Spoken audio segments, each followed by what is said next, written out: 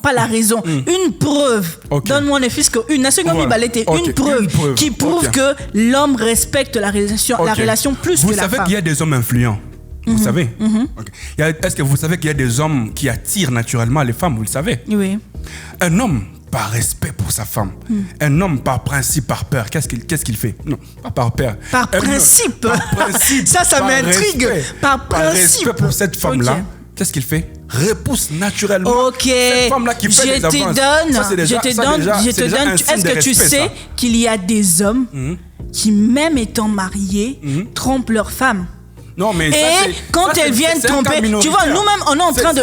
Non, c'est un cas majoritaire, papa. C'est un cas majoritaire, c'est pas un cas minoritaire. Par rapport à la femme, le taux de tromperie est élevé chez l'homme. Même pas. Papa, cela a été prouvé. Cela a été prouvé. Je vais vous dire une chose. Permettez-moi aussi de parler, parce que j'ai comme l'impression que vous monopolisez la parole. Non, je ne monopolise pas la parole, vous pouvez parler, moi je. Ok. Vas-y. Permettez-moi aussi de parler. Parce que déjà, quand vous voyez. Dans les statistiques les démontrent qu'il y a plus d'infidélité du côté femme que du côté homme que du côté femme. Non. Plus d'infidélité. Pourquoi? Papa, tu as Google, ton téléphone est là, tu peux vérifier. Non. Ton téléphone est là, tu peux vérifier. Dis-moi, quelle est cette femme-là qui est mariée à 2 hommes? Est-ce que vous savez? Quelle est cette femme-là? Donne-moi le nom de cette femme-là ici au Congo. On prend seulement notre pays qui est mariée à 2 hommes. Quelle est cette femme qui est mariée à 2 hommes? Ouais. Déjà, il faudrait savoir que... Non, mais réponds-moi juste. Réponds-moi juste. Je vais répondre à votre question. Réponds-moi juste. Je voudrais dire ceci. Dans la Bible, quelle est cette femme-là qui a eu des hommes? Est-ce que vous me permettez de parler? Il y a eu des Abraham ils étaient polygames. Ils avaient 4, 5. Il y a eu des Jacob et tout ça. Mais quelle est cette femme-là qui a eu 2 hommes? Il y a une femme qui a épousé 8 hommes, vous le savez? Moi, je te parle dans mon pays. Mais ce sont des cas très, très rares. On dirait on dirait qu'il y a 0,5%. Voilà, pareil. 0,5%. Mais aujourd'hui au monde, il y a combien d'hommes qui épousent 4 à 5 femmes? Combien d'hommes qui épousent 4 à 5 femmes? Le taux est élevé de, je dirais, 65%. Admettons par exemple que je suis d'accord avec votre hypothèse en disant que non. Le taux de tromperie chez l'homme est plus élevé. Je dis pas que c'est élevé, mais je dis c'est plus élevé par rapport au taux de la femme. Admettons par exemple que je sois d'accord avec ça. Mais est-ce que vous savez que dans notre coutume. Non. La coutume, on parle seulement de la coutume, on parle de la tradition. Vous savez qu'il est autorisé à un homme d'avoir plusieurs femmes, vous le savez. Même chez les musulmans. La tradition là maintenant, on parle du Congo. Là maintenant, on va parler étant jeune du 21e siècle entre toi et moi. Ok. On parle de la tromperie. On sort dans les religions. On parle étant jeune du 21e siècle. J'aimerais juste que tu admettes que vous, les hommes, vous trompez plus que les femmes. Je pense que nous, les femmes, on ne trompe pas. Parce que nous, les femmes, on ne trompe pas. Nous les femmes, je répète encore, nous les femmes, on ne trompe pas. Si on voit ailleurs, sûrement l'homme a fait quelque chose qui n'allait pas et on avait besoin d'une consolation. Mais cela n'est pas une tromperie. Qui mentent sur terre, la majorité des personnes qui mentent sur terre, je ne vais pas dire femmes, sinon on risque de nous bloquer sur Internet, mais les femelles mentent plus que les hommes. Pourquoi? Parce qu'une femme qui va tromper avec 10 ou 5 hommes, cette femme-là, vous ne verrez jamais de preuves. Vous ne verrez jamais de preuves de tromperie. C'est la meilleure personne qui sait dissimuler les choses. Mais attends, là tu es en train de dire qu'une femme peut tromper avec 10, 15 hommes, vous ne verrez jamais le preuve. Mais qu'est-ce qui te pousse à dire que cette femme-là a trompé puisque tu n'as pas de preuve? Ça se voit par des actes, par le comportement. Non, là tu es en train de spéculer.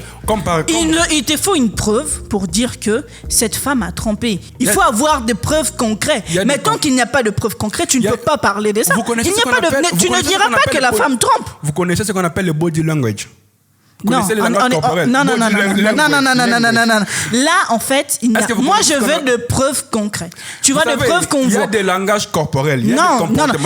Là, maintenant, c'est ta psychologie. Tu sais, quand tu te dis que la femme trompe. Tu sais, il y a des personnes avec qui on vit. Peut-être on le voyait très, très beau. Tu vois, quand il n'était pas près de nous. Mais après, on vit avec la personne, on le voit normal. Pourquoi? Parce que c'est la tête. Et déjà, toi, dans ta tête, quand tu te dis que ma femme me trompe, ça entre dans ta tête et tu vas croire qu'elle te trompe. Tu vois, elle est là normale, elle s'habille bien, elle s'est fait peut-être jolie pour toi, mais toi tu t'es dit sûrement elle va voir un autre homme. C'est là dans ta tête et tu appelles ça les body language. Non, c'est pas les body language. C'est juste ta conscience. C'est juste que toi, tu n'es pas bien dans ta tête. Tu n'es juste pas bien dans ta tête. Et voilà, ce sont ces choses-là qui poussent les hommes à frapper leurs femmes parce qu'elles ne se comportent pas très bien. Peu importe quoi. La situation dans laquelle on se trouve. Il faut la frapper. Il faut frapper la femme. Bien sûr. Parce que même dans le Coran, il est écrit. Depuis quand on lève la main sur la femme? Allez-y lire dans le Coran. Donc pour vous, la femme est un animal qu'il faut recadrer lorsqu'elle fait une bêtise. Quelqu'un m'a dit, une femme, c'est comme un bébé. C'est comme un bébé. Une femme, c'est comme un bébé qui prend soin de toi du 1er au 30. Un bébé qui fait ta lessive. Un bébé qui te fait à manger. Un bébé qui fait le ménage. Un bébé qui prend soin de toi. Un bébé qui te fait grossir avec sa nourriture.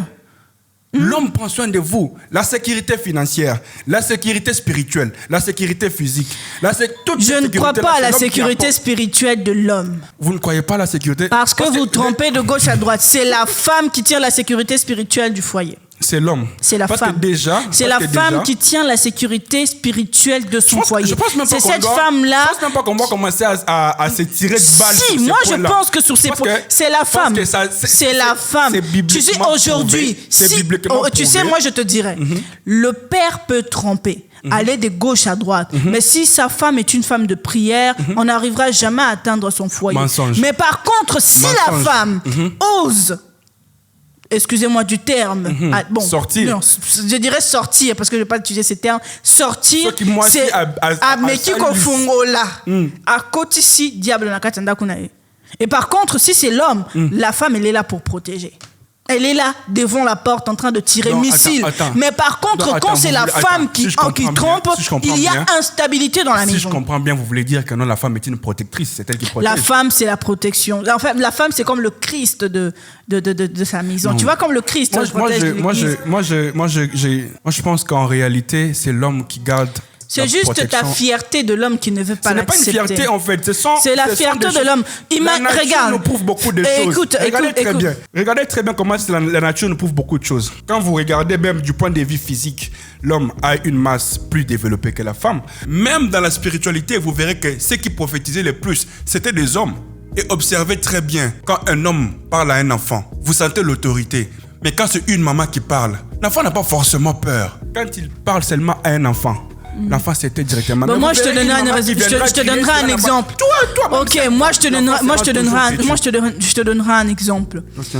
Un jeune homme qui est en train de se chercher, trouve la bonne femme, la bonne copine.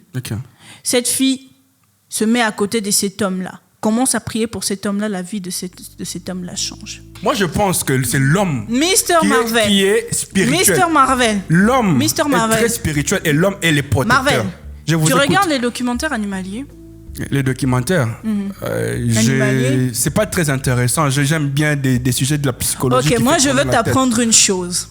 Okay. Tu sais, dans le s'il vous plaît, essayez un peu de rectifier. Rectifier quoi? En disant que vous allez m'apprendre une chose parce que je maîtrise. Non, mais tu as dit que tu ne regardais pas les documentaires animaliers. Voilà pourquoi je voulais t'apprendre une chose, parce que tu ne le connais pas. Non, informez. Donnez-moi juste une information. Je préfère que vous puissiez me donner une information. Les hommes, vous êtes arrogants. Hein. Moi, je dis que je veux vous apprendre.